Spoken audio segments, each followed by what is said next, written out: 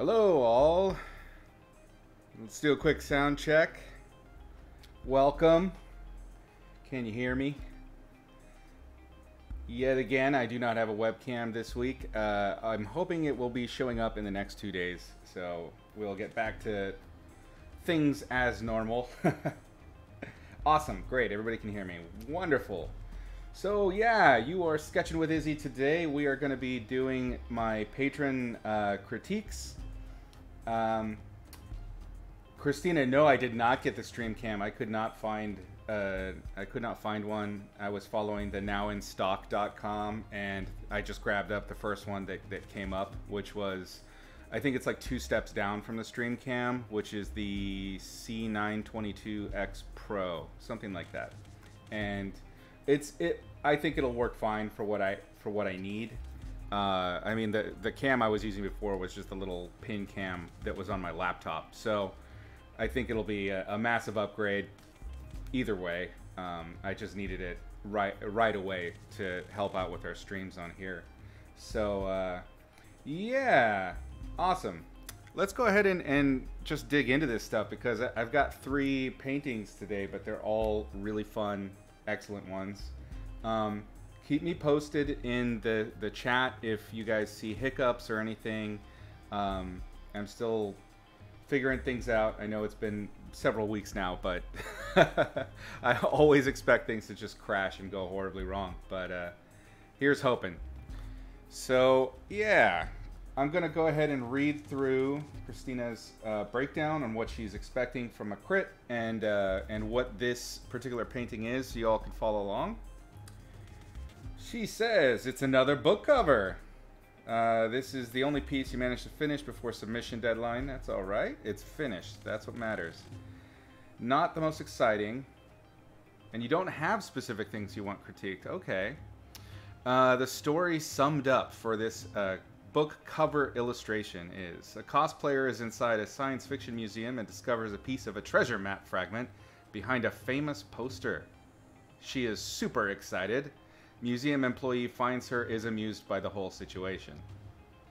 Although I feel I got the expressions and mood right, it feels a bit boring. How would you spruce up the image when the story itself isn't too exciting?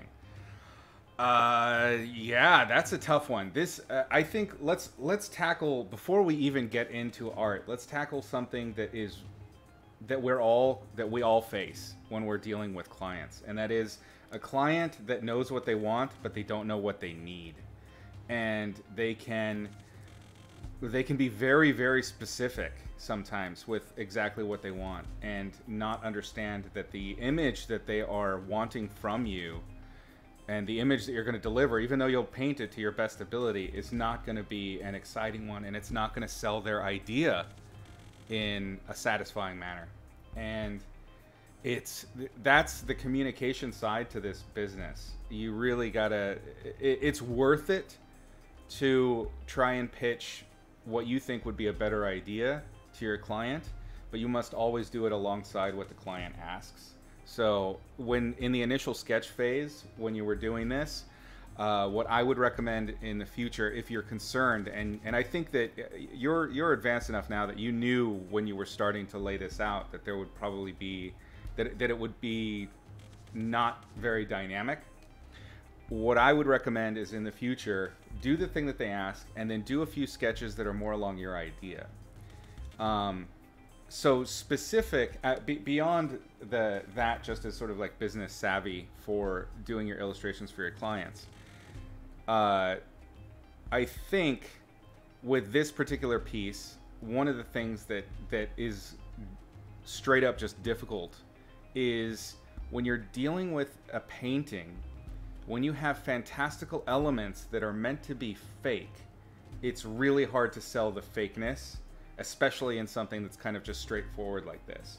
So the fact that this is a cosplayer, we know that because we read the description. If I didn't have a blurb that told me what was going on in this scene, I would have no idea what's happening.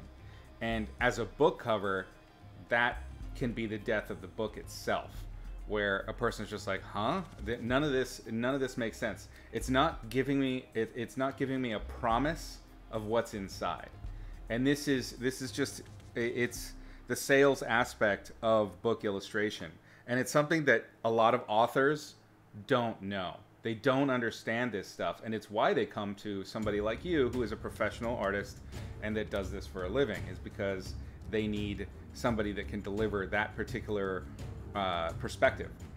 So yeah, I would, with something like this, it's really popping for me that the elf character, I guess dark elf, I'm not really sure, she just looks like she's actually just a dark elf, and she managed to wander into this lobby. And if I was reading this as a person that's just walking up to a bookshelf, I would not be able to surmise what's happening. Does that make sense? And this isn't a dig on you at all. I think the painting is excellent. It's just, this is the difficulty of trying to communicate with the client and finesse out the best possible art that they need.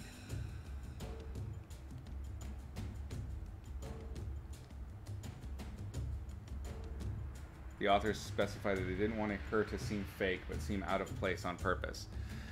And unfortunately, this is one of those times where you got to explain that it does. While the author knows this information, her viewers do not. So it has to be, there has to be some kind of making things clear in the promise. And what I'm telling you right now, this is basically something that I recommend that in the early conversations with your client you have. Like, yes, I understand what you want. I'm just going to communicate to you what an outsider that doesn't know what your book is about is seeing, and be civil and clear and kind. And always remind them that the goal, that your purpose there is to help sell a consumer their book, and you have the experience and you have the know-how to make that happen, to make the best art possible for their book, and to trust you. Now, it's a lot of back and forth. Obviously, they're the client, they're paying you and all that stuff. But if you, as an artist, and we're talking about what you get out of this, more than the money, the portfolio, the experience, and all of that, if you see that this is a dead end, or if you see that it's potentially something that's not going to sell their book, I think it's incumbent on you to have that conversation, even if it's uncomfortable, even if they potentially walk. Because I mean, where you're at in your career, I think you're probably getting enough work. I don't know. We don't need to get into that, but it's something that you could let breathe. Just standing up for the artwork itself, standing up for the message of the artwork itself, can actually be really good. It can get the author to even though it may irritate them that you're not obeying, it can give them a clear indication that you're a professional and you know what you're doing. Yeah, it's hard talk stuff, and honestly, I've only had to do it a couple of times, and when I've had to do it, it always ended up civil. Even I've never had a client walk away because I gave them ideas that I knew would better sell what they had. I've had them walk because of differences in opinion in terms of how much something is worth, and that was well before we got to the discussion of my ideas for their project. So anyway, that's all preamble and business stuff. Do you guys have any questions about that in particular?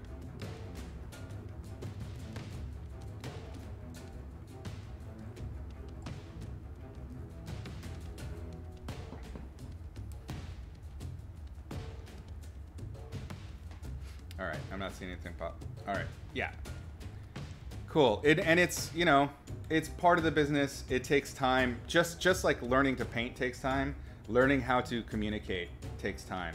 But knowing that you have to communicate something at this stage is even more important than knowing how, because then at least you know this is the time to make a stand. So anyway, let's go ahead and get into this painting. It's really great. I do love the expressions in it. We have, it looks like a nice mix of 3D photo texturing and a bit of painting. One of the first things I'm going to tell you, we've talked about this before, is detail to focal point ratio. We have some really nicely modeled objects back here in the distance and some very nice painted stuff here. And I know this is probably client specific stuff, like I really want to see that and it needs to be clear. Again, you're the person that knows how image making works. You got to communicate to them that that's not going to be possible. When you have this kind, like this kind of detail way back here, and then you have armor segments that just look like one or two paintbrush strokes, those two things are not, they're not living in the same image space properly. Does that make sense? You have this really lovingly rendered belly, you got the hands, the face, but then you have these other details that are on a technical focal point that are failing to pick up light in the same way. You even have some bits of armor that are picking up light, being reflective, have clear material definition right next to it. You see what I'm saying? So even if you don't want to render all of these and give them all the little juicy details, what you can do is like we've talked about, where you imply those details and then let them drop off as they get further away from your point of interest. And it doesn't take much, just a little bit will go a long way.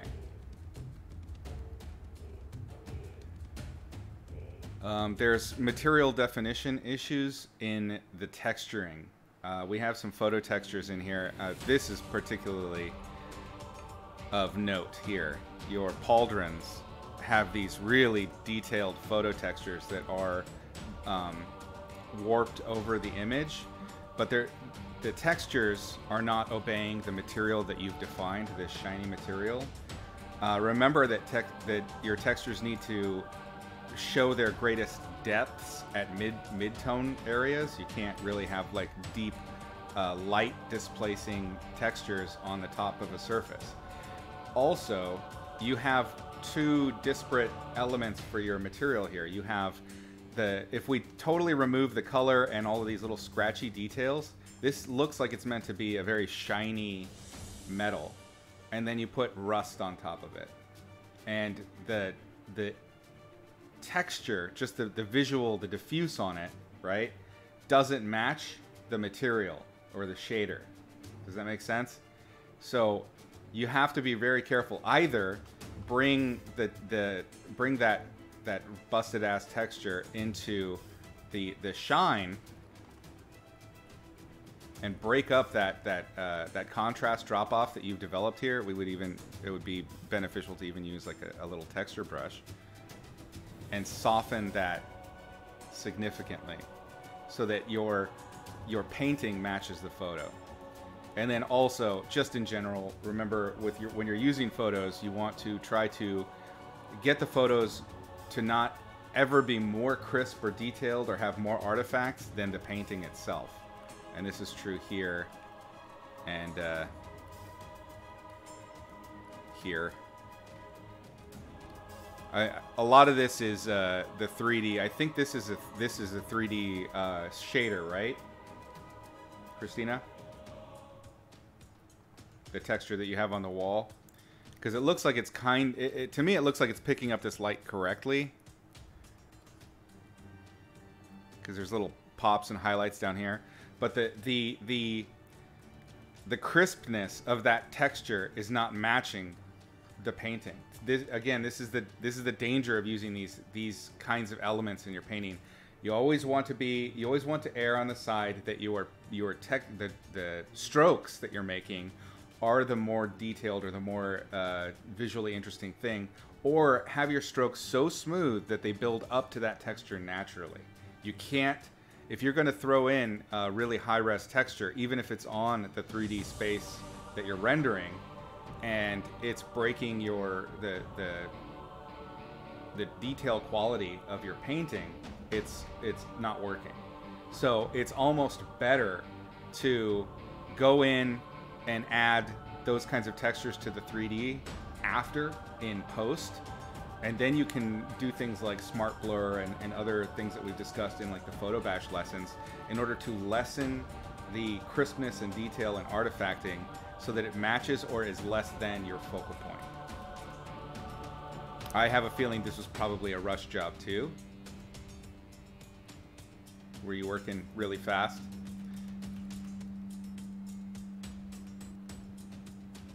because I know we've talked about this stuff. Flipping it.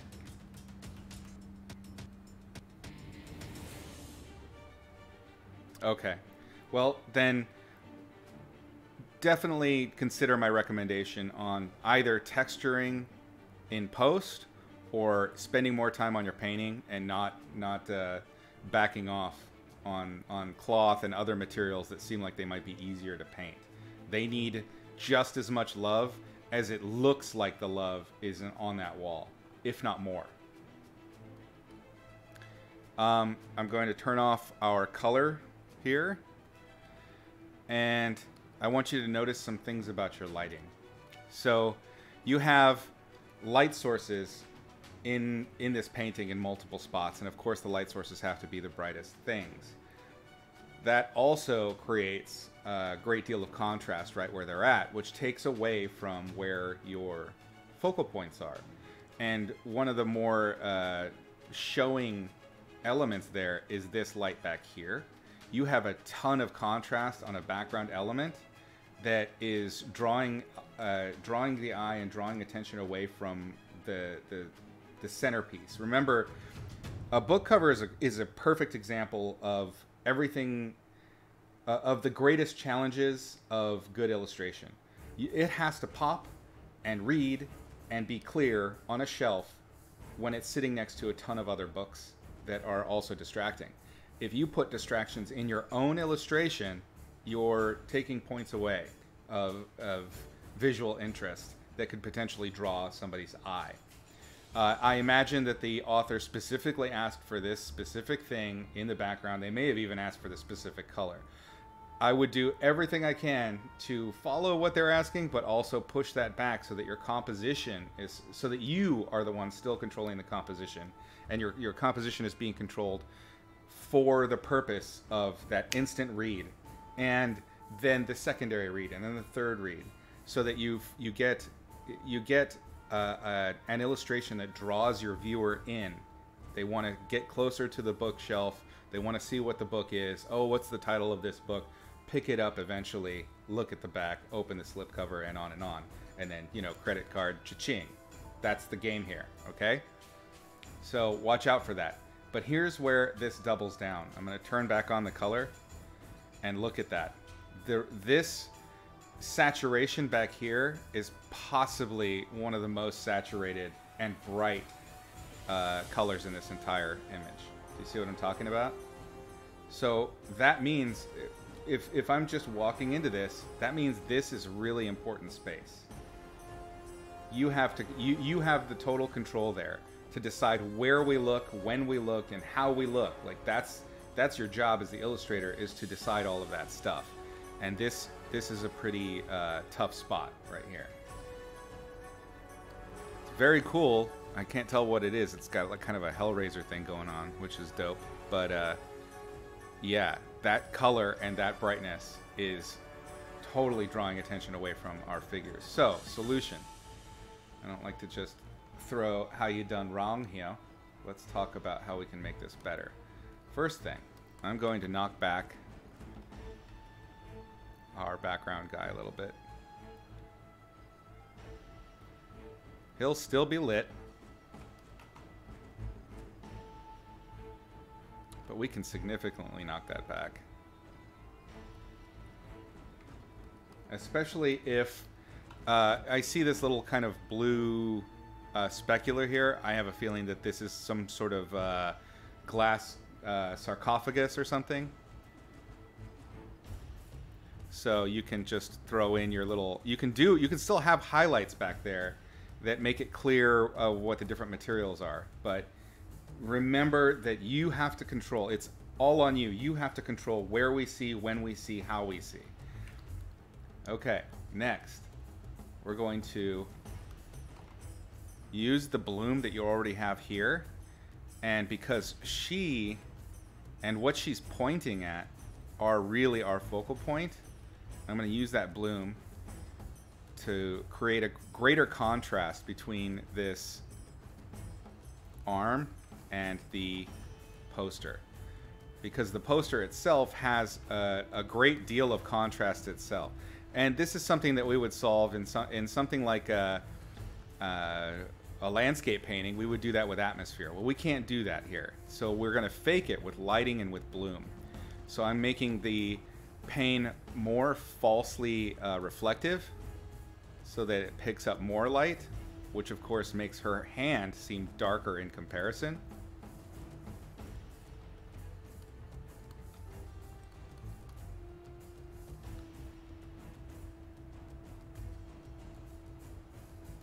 See the difference? That dark rim on that, although it feels accurate and it's giving you a nice material, the contrast between the foreground and the background is equivalent. And so you have equal amounts of lights and darks right next to each other on this background element as you do the foreground, and it's hurting it. So let's turn back on our color. Let's switch back. And the other thing that you can do is, of course, pop her more. You can introduce another light source that may be above her, which would really make her stand out. It would create a silhouette. So you have these warm lights. I think you could probably take advantage of this kind of cool light that you have back here and imagine that there's a light above her somewhere in here. Then you can do things like, go back to my screen layer. You can do things like really quickly indicating a top-down light source, which is going to make her stand out from the background. She's so dark in value. You need something that's going to create overlap. The only way something looks like it's in front of something else is overlap. It can be texture, it can be color, it can be light. We're going to use all of those things. You have this light source that's hitting these pauldrons, but it doesn't really hit anywhere else.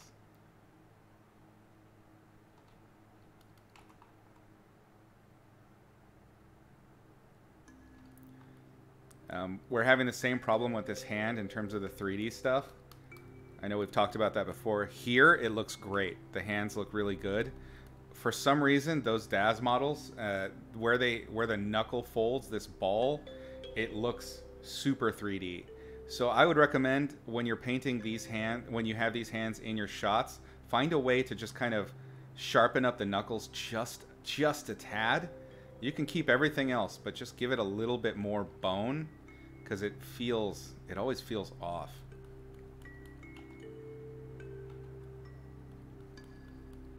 This arm should all be facing up towards the light, unless we say that the pauldron is coming out towards it more. And then you would have pauldron overlap, and the pauldron's picking up the light instead. Missed opportunity here to throw in some light.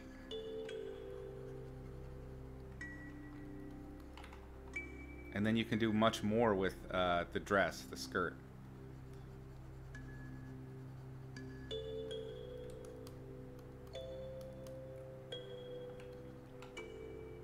I think your instinct here to do the rim light is nice, but the problem is that in this case, that light source is not strong enough to really create the rim light that you're after here.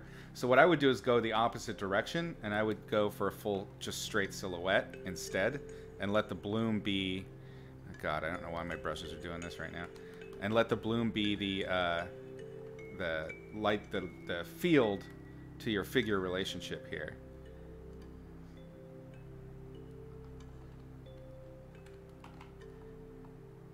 Oh, jeez. So instead of going light, find your darks and go darker to play against that light. Make sense?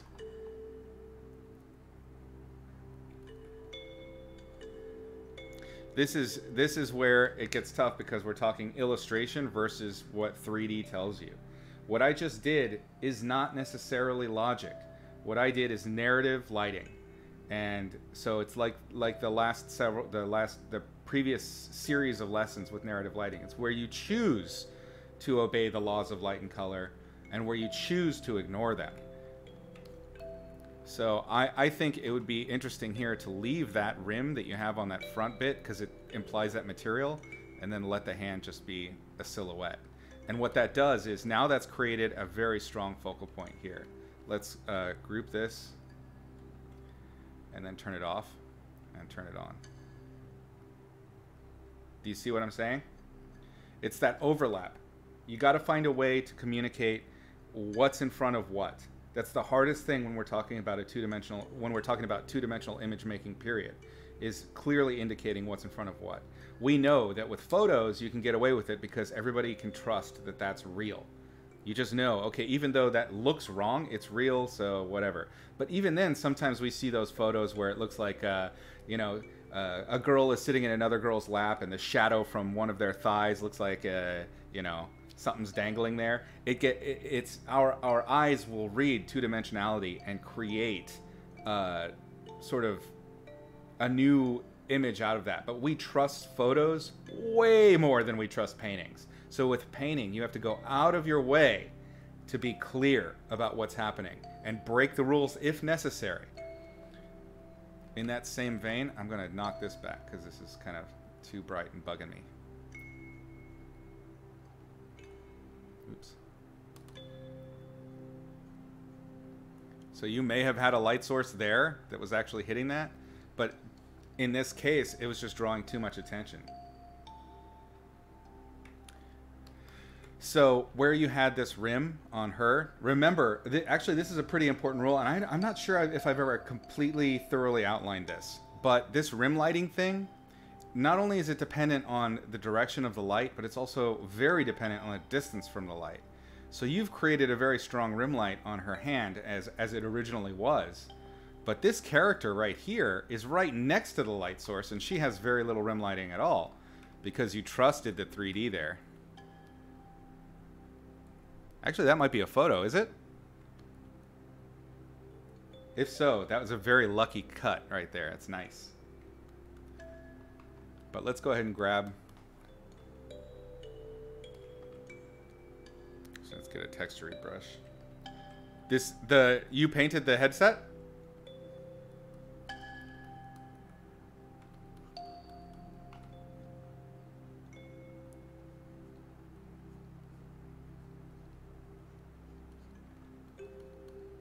Okay, I see.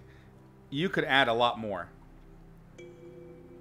because she's so close to this light source.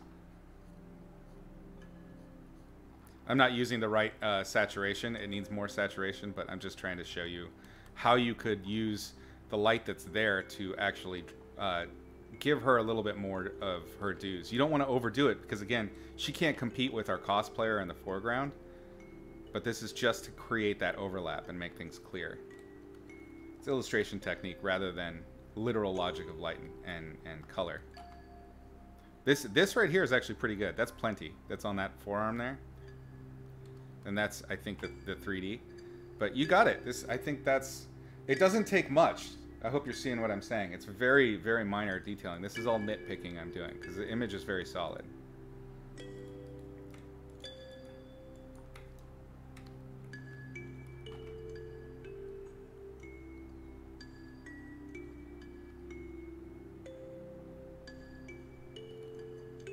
I'm just curious. I'm experimenting right now to see if you included a light source that's right above her, if we could get more out of the face.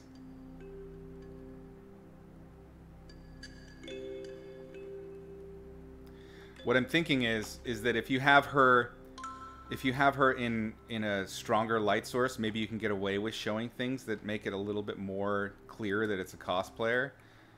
You know, maybe like black rims around the... Or having... Actually, it kind of looks like you did a little bit. Having the contacts look like they're not exactly aligned.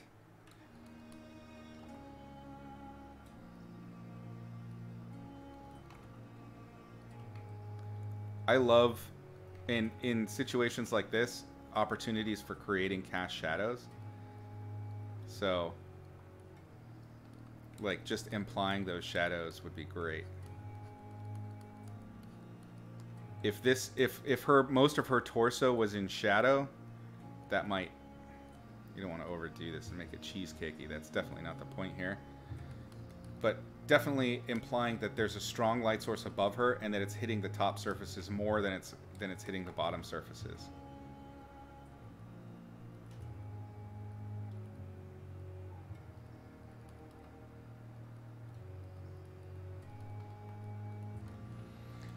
I would say also if you can, this is a little bit more of an advanced thought process, but I think that you can handle it. What we're talking about at this point is finding ways to make it clear that this is a human being in makeup. And I know she said that she wanted the cosplayer to look real, but again, it's just a communicating thing. But instead of painting the skin as though it's blue skin, did you just add a diffuse to that shader for the skin that just made it blue?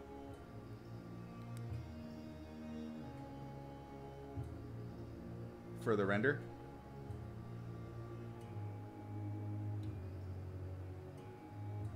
Okay, so what that does is it makes the skin look like it's blue, which is good. But what I would say would be an ideal situation is to try and look up kind of mid-level makeup techniques for cosplay and see how blue on top of skin looks, because their skin is painted rather than their skin actually being blue. And there might be some little tiny hints in how you put together the recipe for that material in order to sell that this is paint on top of skin. Does that make sense?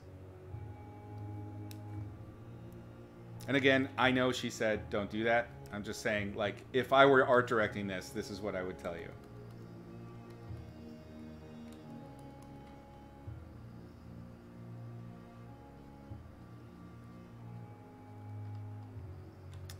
Okay, I think I've covered everything. Detail on the floor, although cool, is distracting. I'm trying to think of a constructive crit I can give that other than it's just distracting. There's something about the visual noise of it that draws the eye way more than it should. I think dulling that down, getting rid of the contrasts of the striping, and just keeping it wouldn't need to be just straight flat, but just dulling it down, especially compared to the fact that these are all brush strokes down here, would help a lot. That sharpness of undulating contrasts here, when you have brush strokes so soft that opacity is like less than 50%, is making it draw too much attention. It doesn't read as shiny wood right now, to be honest. It reads like it looks, if you've ever seen 3D printing, that 3D printing where they do the layering of plastics, that's what this looks like right now. Almost kind of like a one-way carbon fiber. How I would go for this if I was trying to do like a shiny wood is definitely imply segmentation. So that would mean like, oops, we're in the screen layer. That would mean doing things like creating clear clear boards to break things up, and then not depending so much on the texture itself. The other thing that you can do is because it would all need to be within the value key of what you establish. So instead of depending on the striping as texture to show that it's wood, I would imply that it's the construction of the wood more and lean on the texture less, or at least really tighten the value key for that. So let's see if we can do something along those lines.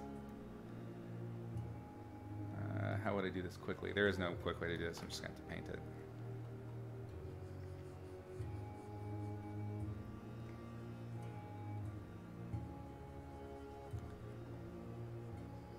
There, like we've talked about in materials classes, there is a hierarchy to the elements of a material that you need to show what the material is.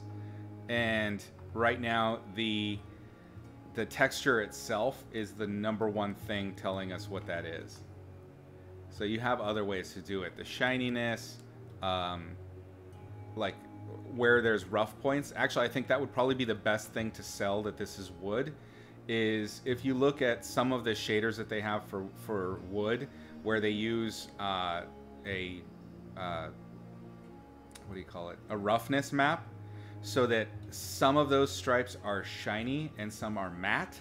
That would make it look more like wood than just having stripes. Does that make sense? So having places where this little reflective surface you have on the ground is matte and doesn't reflect would be more valuable than having all of the diffuse striping happening.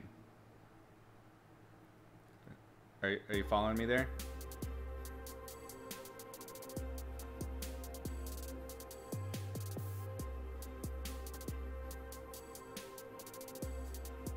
So you can have, I'm not saying don't have a variety of contrasts. All I'm saying is make sure that you do it thoughtfully and make sure that it's within the value key of the area.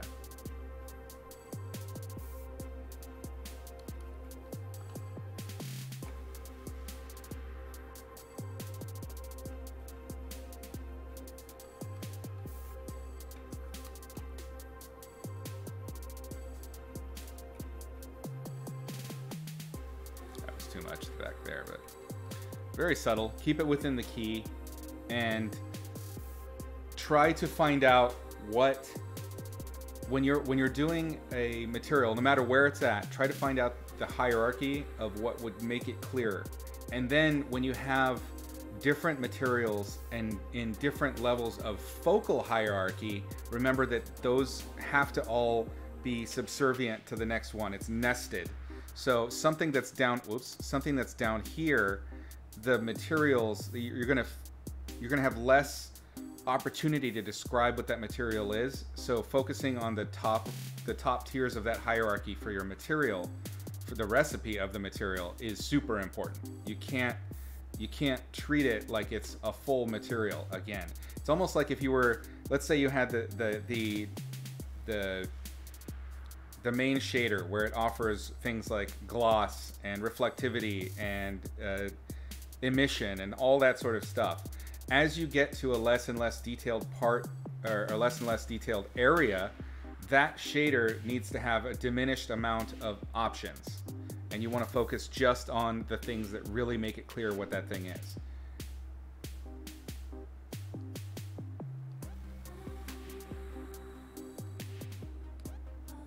Yeah, Dan Rob's got it right there. That does work for using that instead of a roughness map.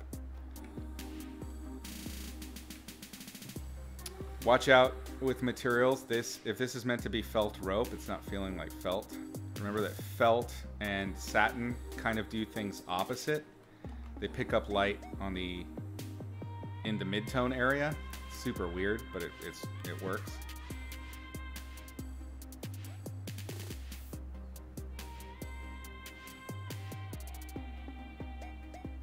So where it should be shiniest is actually kind of a dark spot.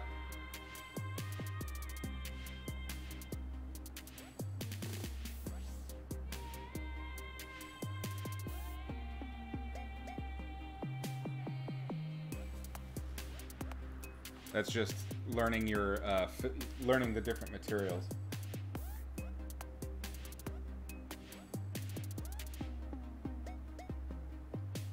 That's awesome. 10 hours for that is really fast. Finally, some quick other notes in regards to using the 3D. So watch out for reflections and things like that don't necessarily add to the piece, but are creating undue contrasts. You can keep them there, but just bring the contrasts way down.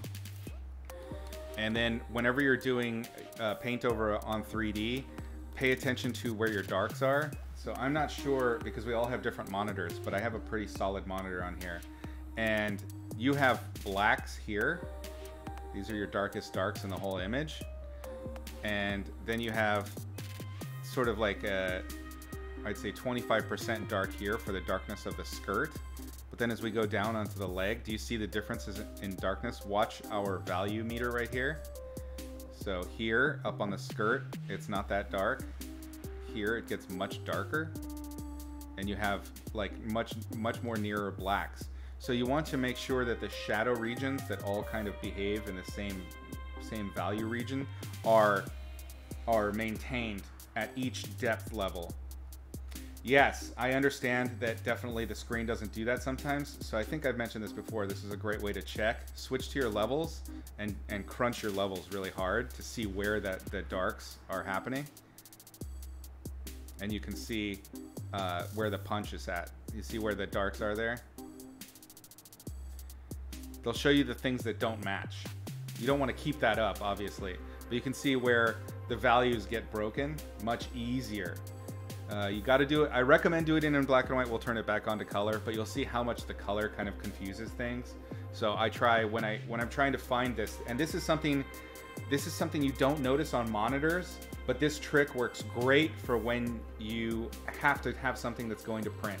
And I learned it with my magic cards. So I used to do paintings for magic cards, and then when the prints would come out, there would be these chunky black spots that I hated, and they look terrible. And it's because there's information that's happening on an RGB monitor that doesn't translate to CMYK. Usually we only talk about how the brightness of colors doesn't translate. The other thing that doesn't translate is blacks don't translate to RGB very well.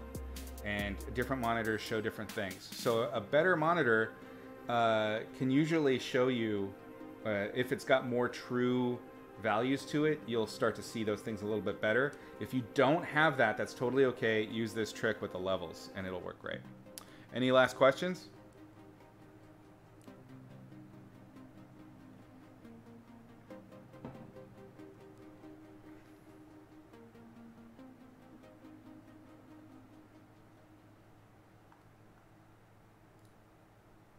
No worries. There we go. Go to the next one. Whoops. Nice. Here's some Dan Rob.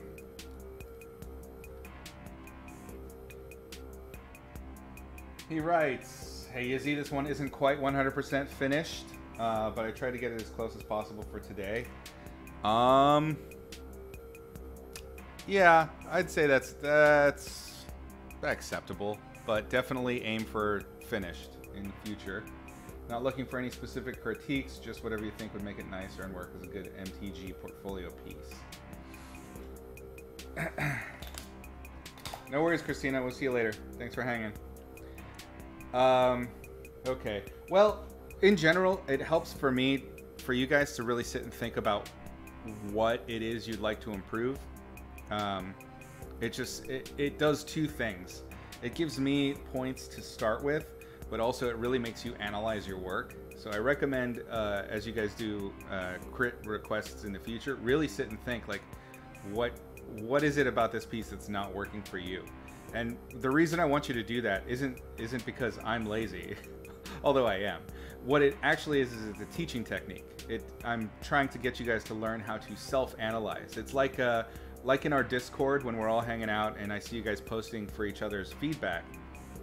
You should ideally start working on being able to give yourself feedback, to look at your own work objectively and see what it is that's not working. If somebody else had painted this, where would you nitpick it?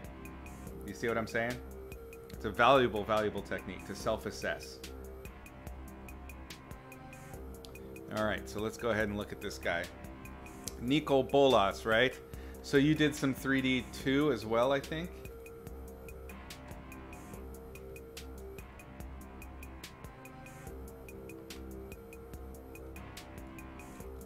Okay, so just make sure you write it down.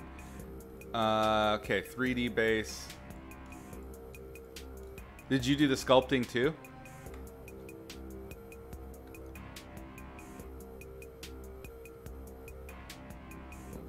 Okay. So, I think looking at this, I really dig the overall feel. The colors are nice. There's something about the light that's not feeling accurate to me, and I think it's that backlighting is quite intense, and it's not showing where it needs to the most, which I think is probably through the wings. So what I'm gonna do is first let's turn off colors and see if that helps. Okay, yeah, it's definitely, we have this intense light and the wings are diffusing the light a little too much. Yeah, we'll have to have talks about the smoke, if it's a smoke brush or if this is actually a photo or something like that, in regards to, like what I talked about with Christina. You got to watch out about these really smooth, sexy details that are in background parts, and then the foreground doesn't have that same level of detail. Yeah, it's Smudge Brush. So you got to be careful with that. Let's do a new layer, and instead of going for brightness, what we're going to do is we're going to do the opposite. We're going to make a multiply layer, and I'm going to pick a rich color, richer than that.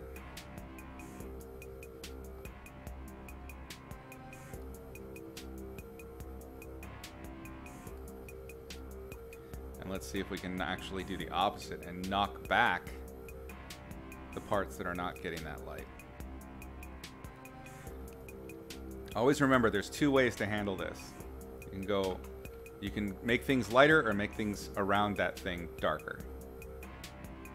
We are opting for the latter right now. And the reason I'm opting for the latter is you have these foreground things, like these little light sources here, that need a dark background to make them pop.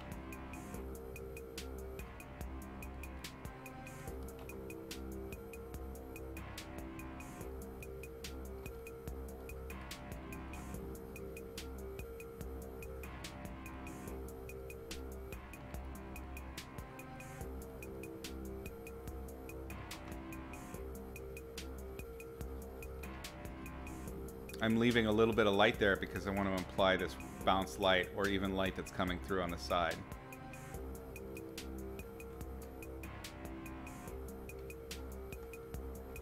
And then I'm going to make a new one.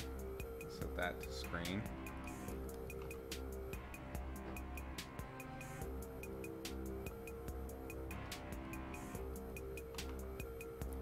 If you're going to do subsurface scattering, like you're intending to do here, you have to remember that the light itself is pushing through and irradiating through whatever that surface is that's scattering it, and what it does is it greatly increases the saturation, because the light, effectively the skin that the light is passing through becomes a light source in and of itself, and that means that that light source, that emissive color, is going to be the richest color that it can be.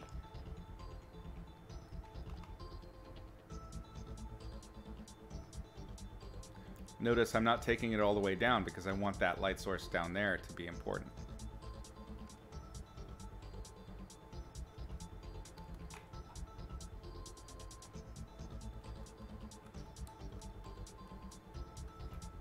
This can also be done with the bottom rim of the tail, just implying that the light is coming through that surface. It's just, that's extra detail stuff. That's not super important right now. Okay. Now you have another problem, and that is you have a very strong black that's directly behind him. And that strong black, I understand that's meant to be kind of like a black hole or something like that.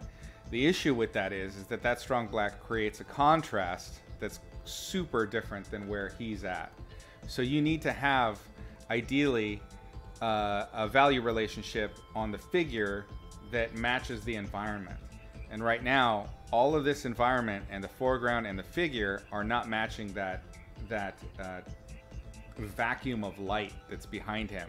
So one of the ways you can get around that is by making a stronger indication of your ambient occlusion shadows. So I would go in and make sure that the places where light is completely absent, I go to the same dark that's behind him.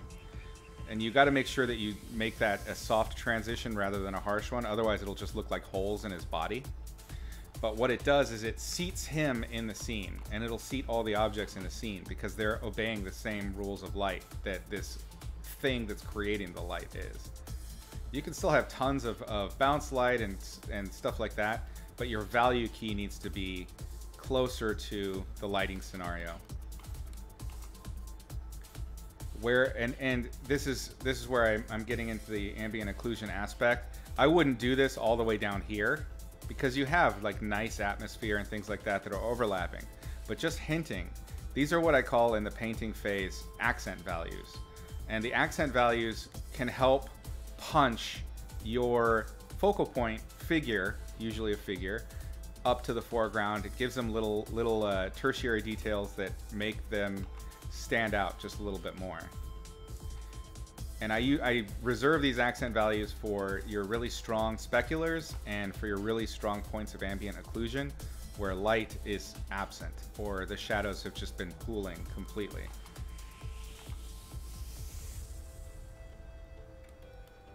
And it gets tough on something like this because there is light everywhere.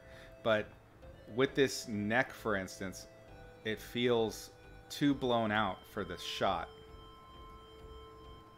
So I'm going to just add a little bit. And this is a big one right here. This is, in terms of ambient occlusion, where I put really tight accent values will almost always be in the mouth. Because the mouth, especially one like this, is blocking, unless light is being focused directly at the mouth, there's going to be so much shadow pooling that it's one of the few places that you can get really true your darkest darks.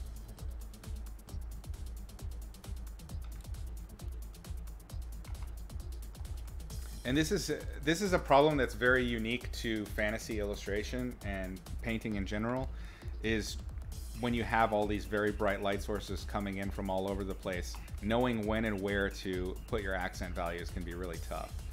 And so when I have a figure that is brightly lit on both sides, I'll lean into the graphic nature and let that face more silhouette. I don't think this face needs the amount of detail that it has. In fact, there's something to be said for really obfuscating the face of a monster in order to upgrade the threat level.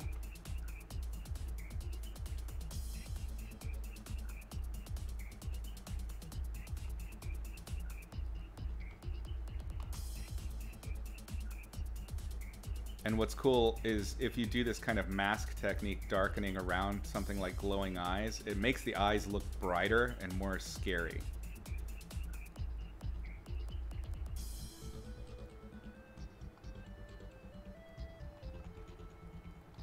Something about his smile looks too, like, actually happy rather than malicious.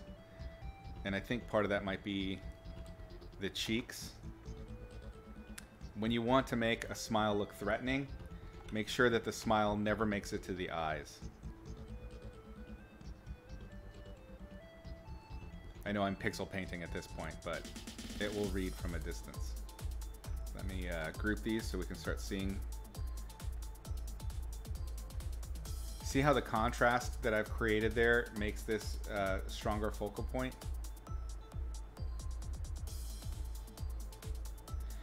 Honestly, Nicol Bolas is one of the hardest, like, figures I've ever had to try and paint on model. The design, I am not a fan of the design because it is so hard to paint in a threatening way. It's almost like Godzilla. It's really hard to paint Godzilla and make it look cool and true to model. This guy's very much the same way. His face is so silly.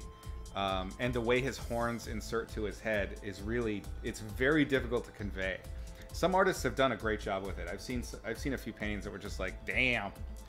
But yeah, he has a really weird face. And then I would follow through with this, just to add to that drama of it and create more of a rim light, or not a rim light, more of a core shadow.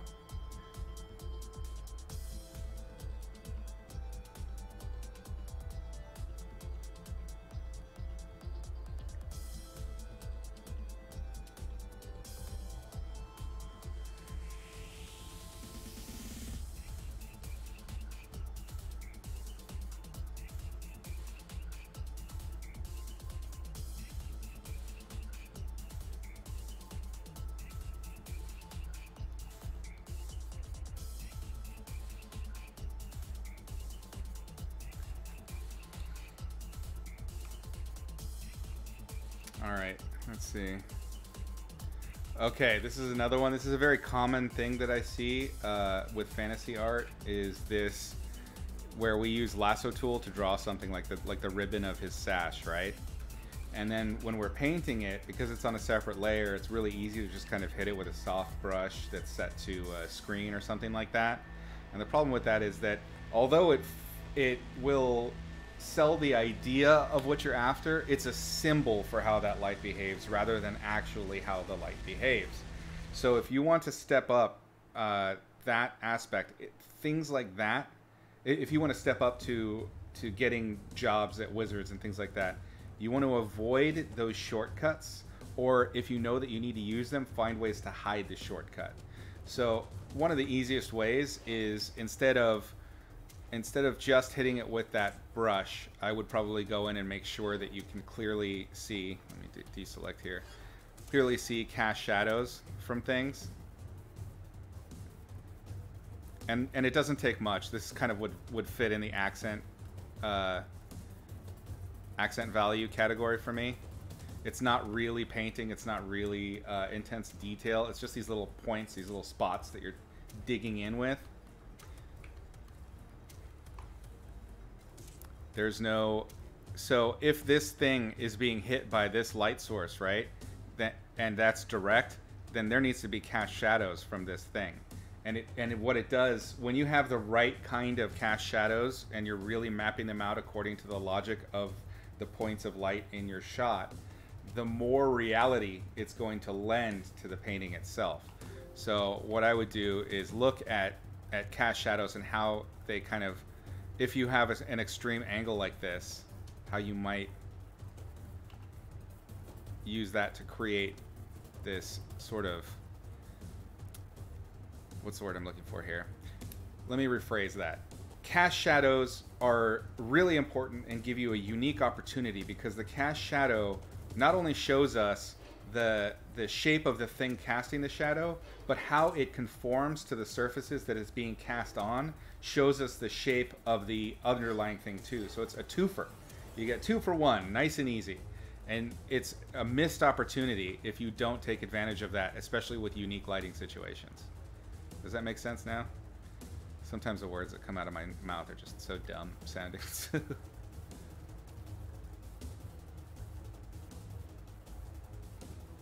Okay.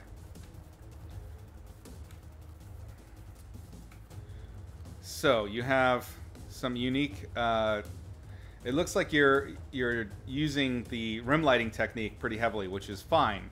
You definitely want to use some of that. But don't use it uniformly. It doesn't work that way. Even when you have a uniform object like this that is actually circling the entire creature, so technically you could have, and it looks like you followed this correctly a little bit here. You could easily rim light this guy all the way around. I try to avoid doing that. I try to choose a direction that's the dominant point for the rim light, and it looks like you do have that, so it's coming from this direction, right? But you want to make sure that even following that you follow the rules of light in terms of how you're going to get a diminishing return on brightness as an object turns away from the light source. So what I would do is actually allow it to have a peak brightness just on one portion of it.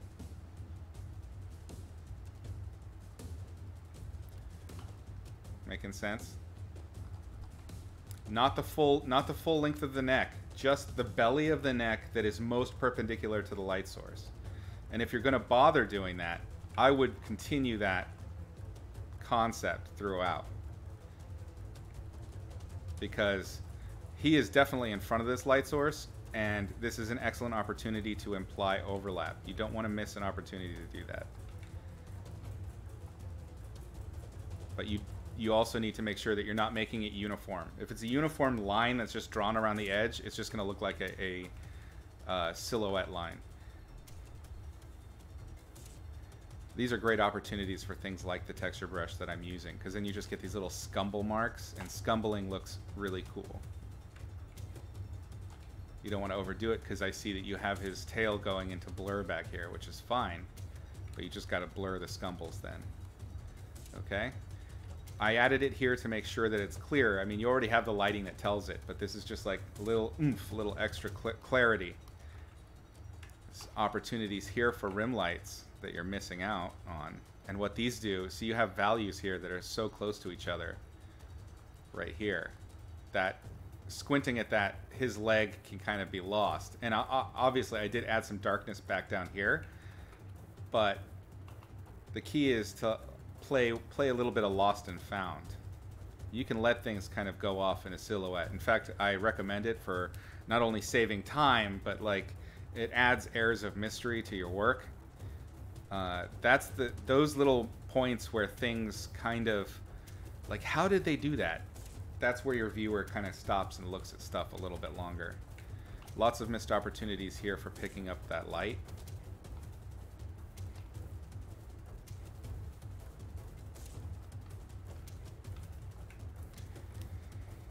How do I think you did on the coloration of the gold armor? It doesn't feel gold. It feels more bronzy. If you're looking to do gold, you have to remember that gold itself, especially when it's been worked like this, has a very strong, a very strong diffuse color already, and it's going to tend towards the orangey yellows. And right now, what you've got is a very dull orange, and in some places the color relationships with the other colors around it are making it look green in comparison. So you have all these reds around it. Let me turn off my stuff so that you can see what I'm talking about. But you have all of these ruddy colors around it, and you're not introducing those ruddy colors into the gold itself. And as a result, the gold looks greener than it needs to, just by virtue of the relationship of those surrounding colors. So you can do what I'm doing right now, which is to really amp up the lights that you have in it. Find places where reflectivity makes sense and bring in color. And then the other thing is to change the local color and give it some of that ruddiness that gold is uniquely known for. Let me use a different brush for this. So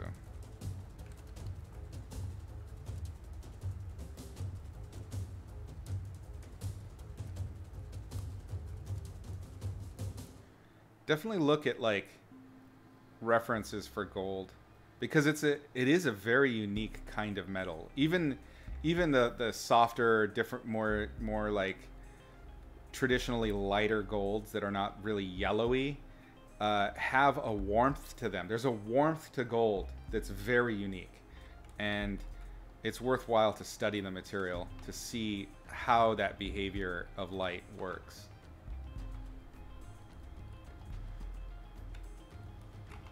You don't need to do it everywhere. You can hint at materials very easily just by getting it in the right spot at the right time. That, of course, therein lies the rub. That's where experience and studies come into play. But always remember that gold, along with a lot of the other sort of precious metals, have very strong base colors that influence things.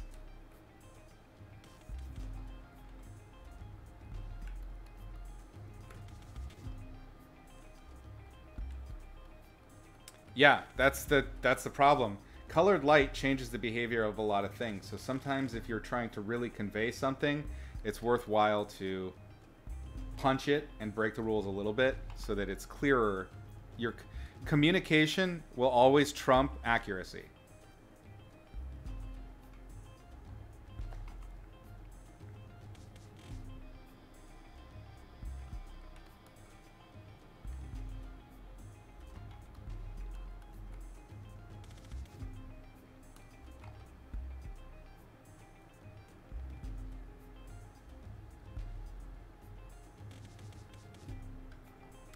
Okay, so let's see. The drop-offs that you have for the metal, you want to make sure that it's kind of universal. Because it's metal, that means that you're going to have speculars all over the place, especially because it's turning. So that might be another thing that would help sell that it's gold rather than leather or something else, where the material kind of can, depending on how it's flexing, the roughness of it changes. So it has less specularity.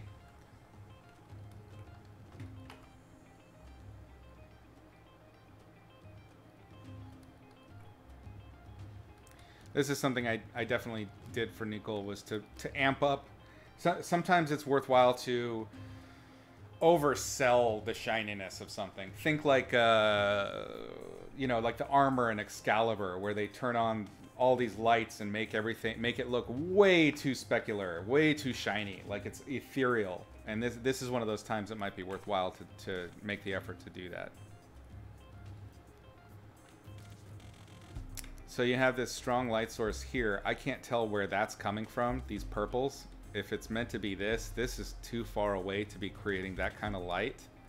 And it's really standing out. It's not facing this, which is near enough, but there's something about this in particular that's really standing out. And if we turn off colors even, can you see that there's this huge contrast right there, this really bright brights and a field of dark that draws the eye? So if you're thinking about where you want your focal points to be careful about crazy value pops like that. You have the choice. Either you can take the hand and light it more all the way around it, or you can dull down those highlights significantly in order to get the effect. Because it'll still read as a hand. You've got the colors there. Let's switch brushes again.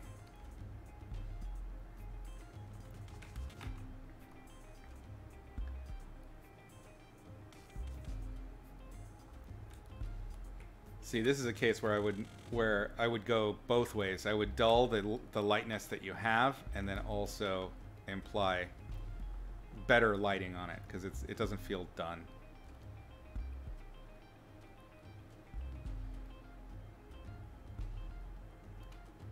Make sense?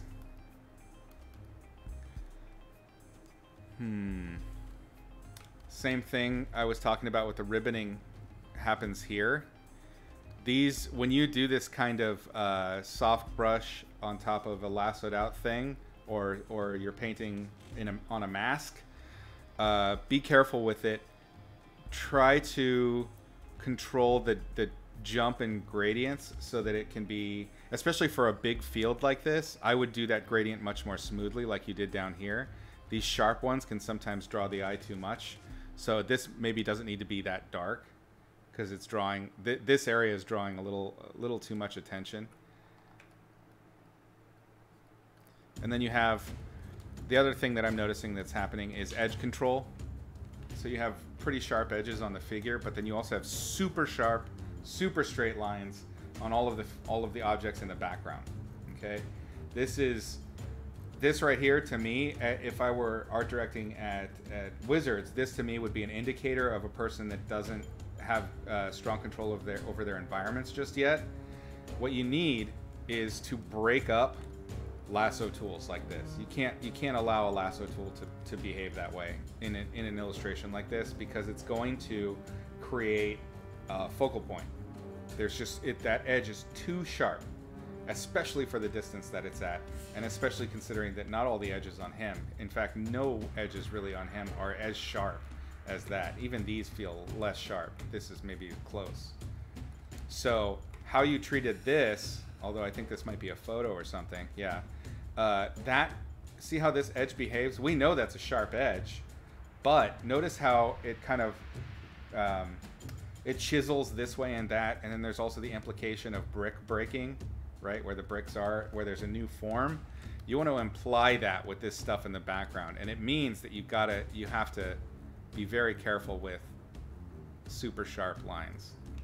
Just going in and just softening it a little bit, even just with a single stroke, can do a lot. This back here, no. I would definitely go in and try and soften it with a softer brush. And this is a hard edge brush I'm using. I'm just pressing lightly. But what it does is, from a distance, those edges are there, but they no longer have the dominance that they had. Pay attention to the edges down here, and see how just that little bit of softening takes the focal point away from it. It's not as sharp. It's not as important. That's okay. In fact, you want to do that, especially if you have something that's really meant to capture our attention in the center, and especially if that thing is contrasting supremely with a detail that's behind it that is super high, literal high contrast, light and dark. That's very tough. So use every tool possible in order to communicate your primary focal point. Any other questions? I feel like there's a lot of stuff that I discussed with Christina that kind of transfers over here. So when I post this onto YouTube, go back, watch that again, and definitely apply a lot of the things I discussed to this, because I think there's a lot of carryover. Cool? All right, let's get to the next one. Oops. What the?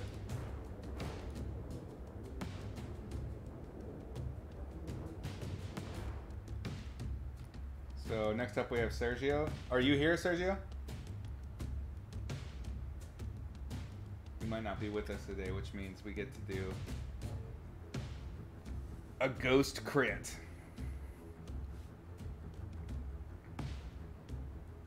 I like this piece a lot. It reminds me of Dragon Quest.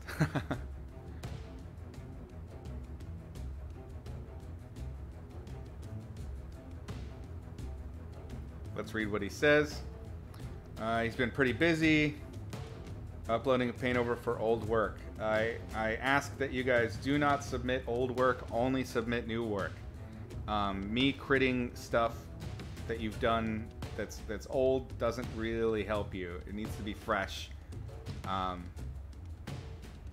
That way the choices that you made are still right there at the forefront of your mind. And when I bring up my notes, you know what you were thinking at that time. It's so much better to work with new work.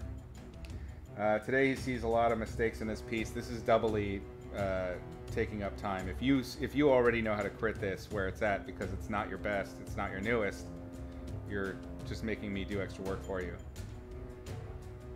So, all right, let's take a look.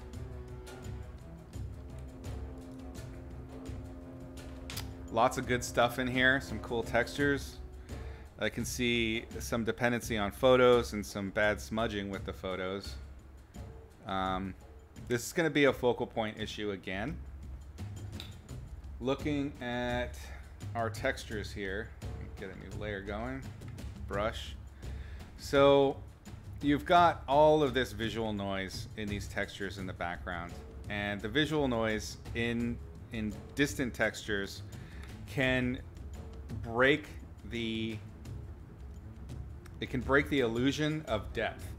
So you have visual noise back here that's equivalent to the visual noise up here, which is equivalent to back here and even further back here, and they all are behaving in the same way, and they all have noise in the same amount.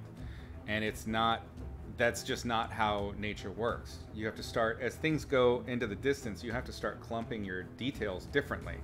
For example, when a tree is up close, you might, and you're right up next to it, you might actually paint individual leaves. Whereas at a mid distance, you would start thinking about just the bigger branches, darker, the light and dark shapes and how they overlap each other. And then at an even greater distance, you might even think of it as just a flat shape that has a bit of texture on the contour.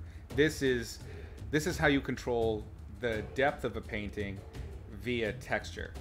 And when you're using photos like this, you break that. It doesn't work. There are, of course, ways to get around that, and I have several lessons on that in the photo bashing section of The Logic of Light and Color. But to summarize, basically, what I would do here is make sure that you are blurring out the details using an actual blur tool, or using the blur filter on things, and increasing the blur as they get further back in the distance. This will be fake and it'll be obvious, but it'll at least behave correctly with your painting. And then I would paint on top of that using the colors and values available to you, and using atmosphere. I think you've got the atmosphere here pretty well. I don't have a lot of issues with that. The problem is the textures that are really shrinking our Z depth from here. Let's do a bright color. From here to here feels like, 50 feet rather than miles. And a lot of that is how you transformed this texture and just mushed it, and the texture isn't giving us enough information. there should be huge change. If this is meant to be miles away, like, you know, a Grand Canyon type space, you really need to show us changes in verticality, changes in direction that are facing away from the light. It's just not enough. So implying, you know, little hills and valleys that go into the background, atmospheric overlap, things like that. Textures are not going to give that to you. In fact, I would say using that texture actually harms you here. It does not work. We got photo textures from a river or something. Let's take a look closer. Yeah, that's some kind of river. And it doesn't feel like it fits here. There's a lot of artifacting that's happening because the original images are low res. So if you are going to do photo bashing, you have to think about two things: the detail that's there and the artifacting that's there. And either way, you're going to want to get rid of them using something like a smart blur or actually going in and painting over the thing. There are some filters that help with this, like paint daubs and what are the other ones? Like palette knife. I haven't used a lot of these in a long time because I feel like smart blur does it better. So filter smart blur for things like this. But you can't really fight the fact that you've transformed something and it's changed the angle of stuff and it doesn't feel right anymore. You have to go in and paint on top of it. All of this right here feels like that. This foreground stuff, that's not working. See the artifacting of the aliasing, and then you just hit it with a smudge brush, and this is pretty lazy smudge brushing here. So I would use a smudge brush that has a little bit of texture or something to it. And this would all be after I already blurred this, because these details just don't match anything else. You have literal brush strokes right behind it. This might be great for a quick concept art idea or something like that, but as an illustration, it does not suffice, okay? We've got the foreground figure now. So there are textures on here, and they have been transformed and warped around the musculature, which is great. That's very ideal. Anytime I'm using textures on figures or objects that undulate in a close-up space, I use the warp tool from Transform in order to get those things to work.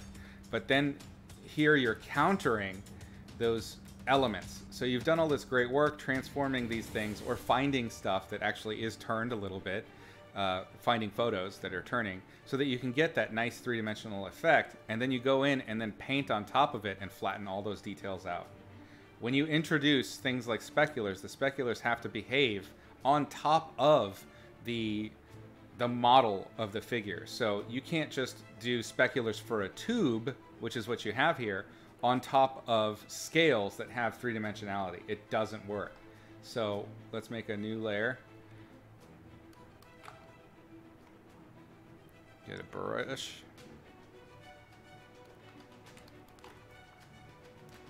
So you would want to do your scales, do your speculars in the rhythm of the scales that you have there. And by doing this, and again, I know I've mentioned this, and I say it every time in every every crit session, that you don't want to do speculars everywhere. So I wouldn't do speculars for every scale in this shot. I would just do them. In fact, the tube idea is a good one to convey this. If this were just a tube, right, like this, and we were just to draw the line of the specular because it's a simple tube, that's basically where I would do the speculars of the texture as well. So I would just, that's why I'm painting directly on where he painted the specular, that simple tube specular. I would do the same thing, just with implying the texture of the scales and the overlap.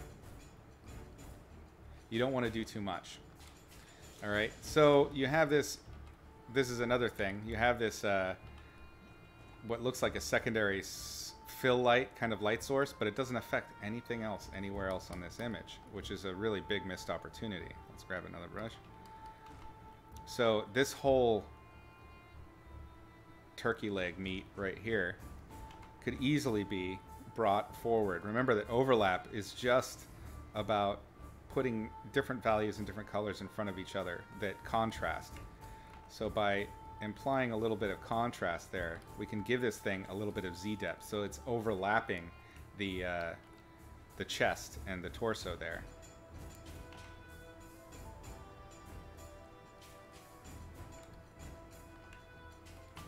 Same thing. Once this comes out from under the wing, we could really do a lot with this. There's so many missed opportunities for light. And then of course you would do the same thing. Follow the rules of the texture of the scales themselves. Even here, this doesn't feel like it's quite enough of a change in value. Although I do think as a compositional element, this is really nice. I think it's a good idea. I don't know if it's been employed sufficiently. Like, it could be pushed a little bit better so it's clearer, but having this arrow that points us back to this conversation is really nice. That's good. I would still, because our light source, it looks like our light source is kind of coming from this direction, and we are in the shadow of this mountain. It's going to be all about fill light, so I'm going to punch this even more. Let's do a screen layer, and let's pick a really dark blue.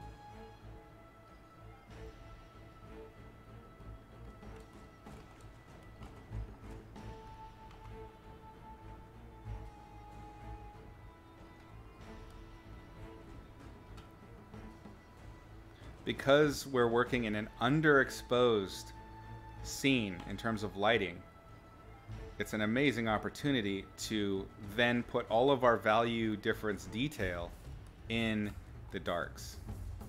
And because this guy is in shadow, even though there are lights on him, he's technically part of the darks.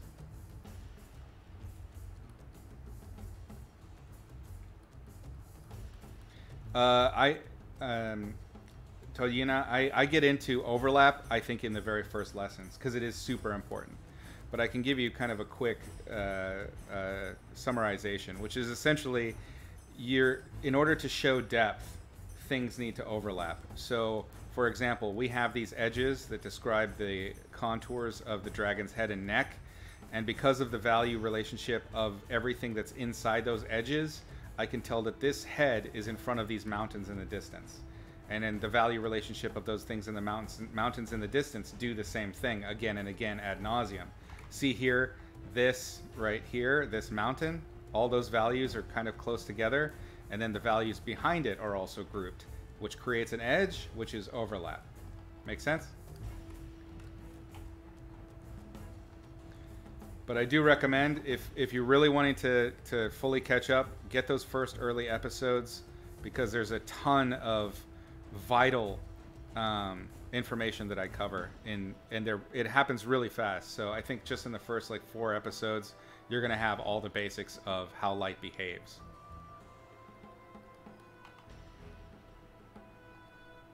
And don't forget that first one is on YouTube free. So it's a good one that I recommend people back to all the time. Regularly, my students I need reminders. You know, sometimes even I forget, and I'll have to go back and think about the first few rules of light, and that's why I made that one the first one and made it totally free, because it's vital to understanding how light behaves and how light behaves with form.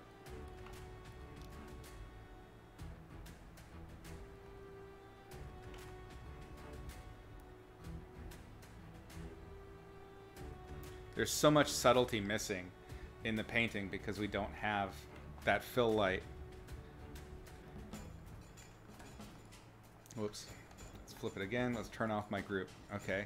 So it's perfectly adequate, but by adding another light source, a nice fill light here, we're creating depth and giving ourselves more opportunities to play with the values that are available there. When you add a little bit more value and there's logic to it, then you can do things like control subtle details about where the scales are shadowing as the midtones kind of turn away from the light source and things like that. It's an excellent opportunity, but buyer beware. If you are planning on introducing lights into an underexposed shot, or introducing darks into an overexposed shot, remember that you must have utmost care not to break the local value key of the object that's being lit. The value key must be maintained. You can push it, but you cannot break it. So if we were to go in and take these lights like you have here, these are breaking your value key. You have a lighting situation in which there is no direct sunlight on this thing at all. Yet you have white light, which doesn't match anything in the scene, that's creating a rim. So we know from other objects around here that the light source is warm. It's presumably the sun or suns, whatever. But because this guy is sitting in shadow, we're not going to see rim light. That just doesn't work like that. Or we're not going to see that kind of rim light anyway. We might see a cool rim light.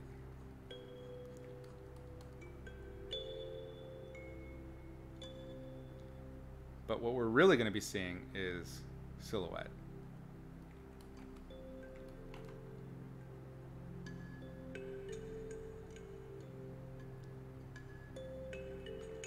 I would argue that the perspective on his horns here kind of gets thrown off a little bit. One should be a little bit bigger as it's a little closer. Okay. And then, within the realm of the fill light that I've just added, this guy here, then you can do things like lighting the surface. Let's grab that blue, raise it up, and bring it dark again.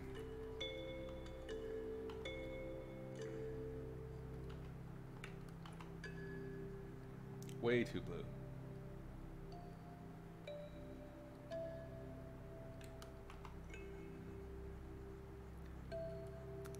So you're still getting the strokes that you put in there are they're not inaccurate in terms of giving some light to this creature. They just don't behave according to the lighting that you have available to it.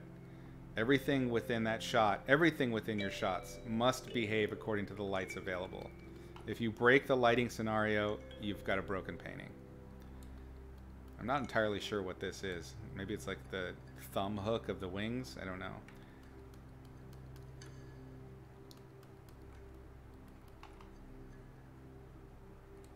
Oh, that's what's happened. This isn't even a screen.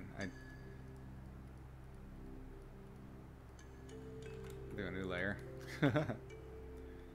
We won't do screen. We'll just paint with basic color and opacity. Oops. So I can show you how to do that too. Sometimes it's easy to get caught up in the tips and tricks aspect of digital painting, and it's just so much faster to show it. But the fact is that you need to understand why the light behaves as it does and be able to mimic it with an opaque brush before you really start to employ the layer mode effects that are available to you with Photoshop. That's one of the dangers of those layer mode effects, is they can really make it too easy to make something look cool, and it'll very quickly devolve because it's not right. I'm pretty sure this is a photo of a dragon that's being used. Because there's just details here that there's a lot of detail here that doesn't match with the other details.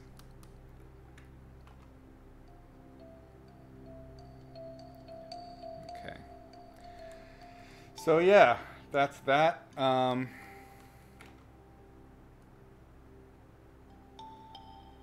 I would make sure that your lit things are clearly lit. I like that as an interesting detail, but there's a lot of places where you're missing out. Like this, a lot of this down here that's out where the cast shadow of the mountain. She should probably, how I would handle this is I would keep her darker because she's also in shadow and in silhouette like the dragon.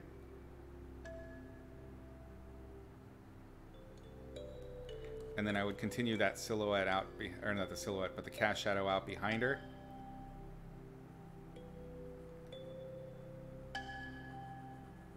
And then you have this great opportunity to create a nice silhouette with this lit section behind her.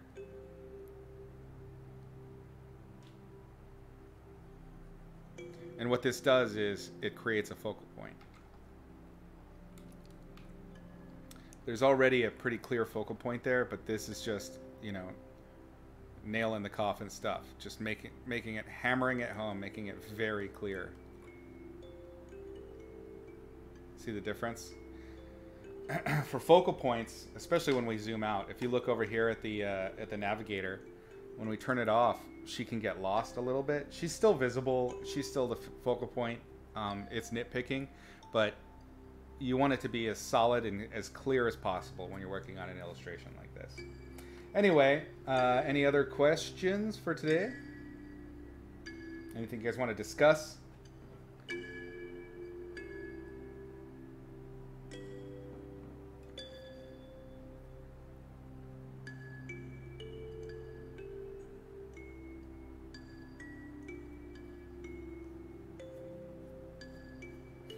I think the patrons delivered pretty well. There's a lot of really good paintings in there and a lot of fun notes to cover.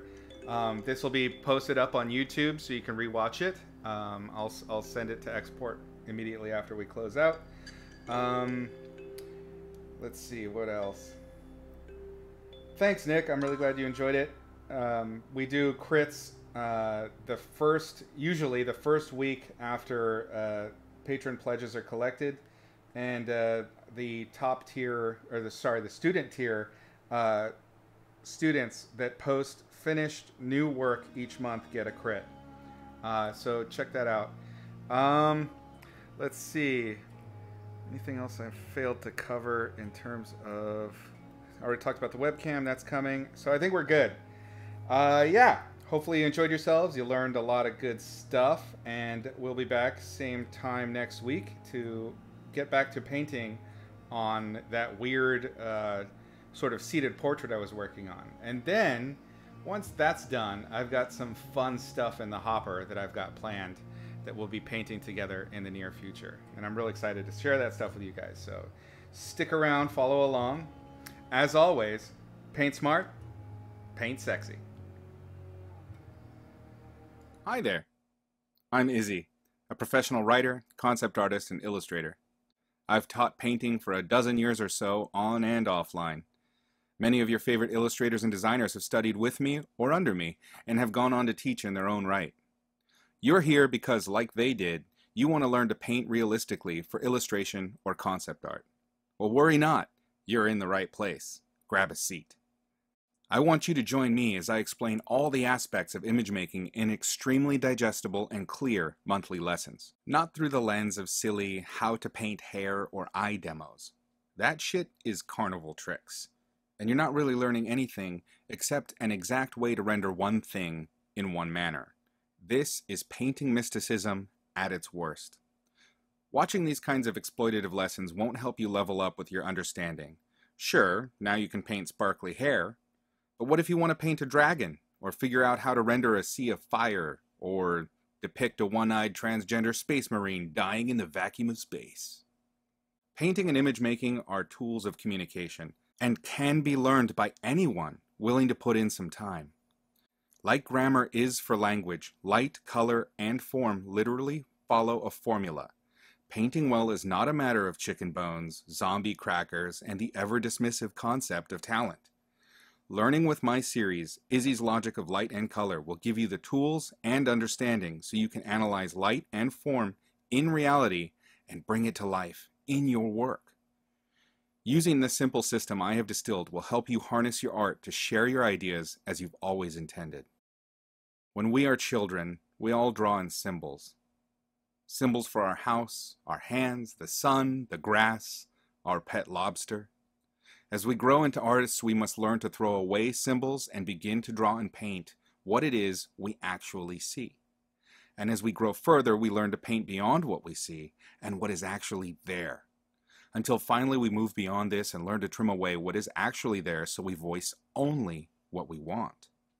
With me, you're going to have to buckle in and maybe take some pain meds, because I'm going to rip out your normal person's eyes and replace them with a painter's eyes. I'm going to restructure how you see and how you understand what you're seeing. I'm going to turn you into a painting machine. Truly, anyone can learn to paint realistically if they can both determine what they're seeing or imagining with basic and straightforward rules. Once you understand the mechanics of light, color, and form in reality, you will have the capacity to paint anything you can see or imagine realistically. After that, the real fun begins. Here are some of the ways you can join me and master the logic of light and color. The very first lesson of my series is totally free on my YouTube channel. In that lesson, I give you the 3 primary rules of light that are the very foundation of painting and understanding light itself. If you do nothing else to make your painting mastery easier, at least watch this amazing little lesson. It will do more for your basic understanding of light than just about any tutorial you can find. When you're ready to get deeper and you feel like you have those first rules figured out, allow me to utterly blow your mind with the next episodes available on Gumroad and ArtStation. As we go deeper into the rules underlying the logic of light and color, I carefully and simply explain important and interesting elements. From beginner to pro, there is an amazing amount of information available. Each concept has been distilled into the clearest explanation you're likely to find anywhere. Like episode 2, where we cover the atmospheric effect and how that relates to light, scale, and distance of objects in reality, and how to render it. Or episode 3, where I hand over the ultimate key to controlling value in your paintings. Episodes 5 through 8 are all about rendering materials. Want to understand the logic behind rendering metal, leather, hair, transparency, damn near anything. I even cover the logic behind painting special effects like fire, neon, or lightsabers in later episodes. The lessons just get deeper and more detailed as I build on the foundations covered in preceding episodes. The 10th gives you the most important rule of composition you'll ever learn to keep your images interesting. The next few episodes cover important painting techniques like my edge control ninjutsu or simplification with the large to small system. We dip a toe in color theory, devote a few episodes to finishing full-blown illustrations utilizing the techniques we've learned so far. Some episodes, like the lighting game or Advanced Exercises 1, the shirt, present cheap, valuable, and practical exercises to give you explosive growth in your development. Episodes 22 through 25 cover painting and illustration, just like I do for Magic the Gathering, from assignment and inception to signing the painting at the end. Each one is full of tips, knowledge, everything to make working as an illustrator easier. Did you enjoy learning how to paint basic materials? Metal, wood, and such? I got 3 whole episodes devoted to the intricate logic behind painting different kinds of skin. After that, more lessons devoted to pumping life into your portraits and original methods for accurately drawing faces out of your head. From fundamentals to photo bashing, Gumroad and ArtStation have every lesson I create available for purchase a la carte. But here's an even better way to learn with me. Stay current with my latest lessons on Patreon for the lowest price available. Monthly support gets my student that month's lesson, a critique or paint over of their finished work, a discount code for 25% off the entire Gumroad archive, and access to the Logic of Light and Color Discord community, where we plan future lessons, share knowledge, and learn together as a team. The absolute best method is to join my Patreon classroom at the Student Plus tier, where you'll get everything I just mentioned and a free episode from the archive every month to accelerate your mastery at your own pace. You've decided to take control of your painting and master Izzy's logic of light and color. Now it's up to you to choose the path that's best for you. I'll see you on the flip side. Paint smart, paint sexy.